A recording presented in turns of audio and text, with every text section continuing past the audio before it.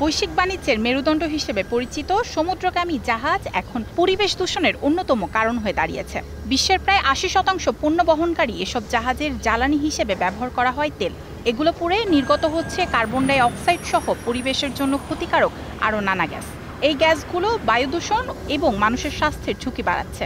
আন্তর্জাতিক সামুদ্রিক সংস্থা IMO এর লক্ষ্য ২০৫০ সালের মধ্যে কার্বন শূন্য জাহাজ সমুদ্রে চলাচল করবে।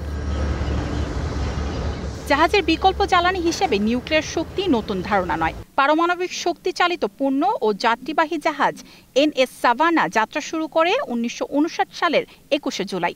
জাহাজটি একবার জ্বালানি ভরে ১৪ বার পৃথিবী প্রদক্ষিণ করেছিল, যা আধুনিক তেল চালিত জাহাজের ক্ষেত্রে কল্পনাও করা যায় না। তবে নিউক্লিয়াস চালিত জাহাজের নির্মাণ ও রক্ষণাবেক্ষণ খরচ বিপুল।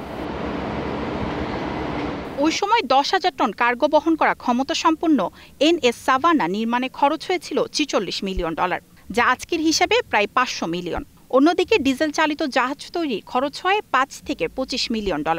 পরিবেশ বান্ধব পারমাণবিক চুল্লির জন্য খরচ প্রায় ৪ থেকে ৫ গুণ বেশি। নিউক্লিয়ার নিরাপত্তা ও উচ্চ পরিচালন ব্যয়, কার্গো ক্ষমতার অভাব সহ বিভিন্ন কারণে ১৯৭০ সালের পর থেকে জাহাজটিকে ব্যবহার করা হয়নি। পরবর্তীতে আরও ৩টি নিউক্লিয়ার কার্গো জাহাজ নির্মাণ করা হয়েছিল, যার মধ্যে প্রথম দুটিকে পরবর্তীতে ডিজেল চালিত জাহাজে রূপান্তর করা হয় এবং অপরটি অবসরে যাবে। তবে প্রযুক্তি এখন বদলাচ্ছে। গবেষকরা নতুন প্রজন্মের পারমাণবিক চুল্লিগুলোর রিঅ্যাক্টর নিয়ে আশাবাদী, যা আগের চেয়ে অনেক নিরাপদ এবং স্বয়ংক্রিয়ভাবে বন্ধ হওয়ার ক্ষমতা রাখে।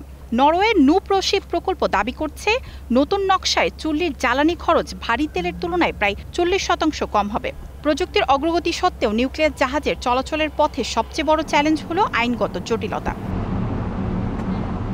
বিশ্লেষকদের মতে শুধু প্রযুক্তি নয়, আন্তর্জাতিক সংস্থা, বন্দর কর্তৃপক্ষ এবং বিমা কোম্পানিগুলো কাছ থেকে নতুন নিয়ম ও আইনি কাঠামো তৈরি না হলে বাণিজ্যিকভাবে কার্বন মুক্ত ও নিউক্লিয়ার জাহাজ ২০৩০ সালের শুরুতে সমুদ্রে নামবে এমন আশা করাটাও এখন বাস্তবতা থেকে অনেক দূরে।